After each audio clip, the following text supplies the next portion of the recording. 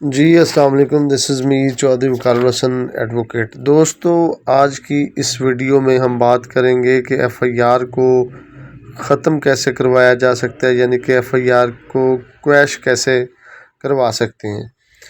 دوستو، اگر کسی شخص پر کوئی بھی جھوٹی ایف آئی آر ہو جاتی ہے، یعنی اس شخص کے علم میں ہے کہ جو اس کے خلاف ایف آئی آر ہوئی ہے وہ جھوٹ پر مبنی ہے،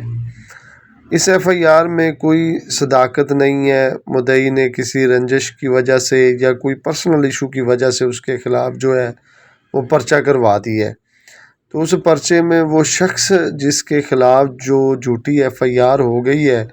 وہ سب سے پہلے تو اپنی جو ہے عبوری ضمانت کروا کر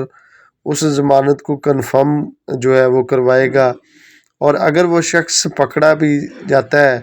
یعنی کہ اریسٹ ہو جاتا ہے تو وہ اپنی بعد از گرفتاری ضمانت کروا کر فوراً ہائی کورٹ میں جو ہے ایف آئی آر کو کویش کروائے گا،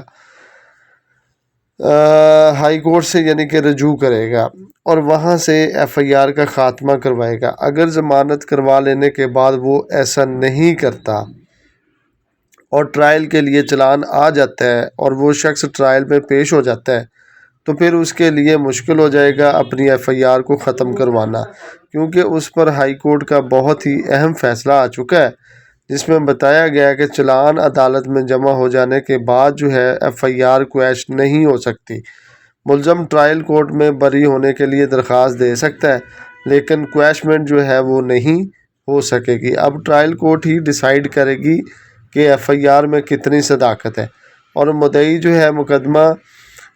اس کو کیسے ثابت کرے گا، تو اس طرح آپ اس ایف آئی آر میں بری ہو سکتے ہیں، نہ کہ اس کو ختم کروا سکتے ہیں۔ یہ فیصلہ ہے جی 2020 PCRLJ 1201۔ بہت شکریہ، اللہ حافظ۔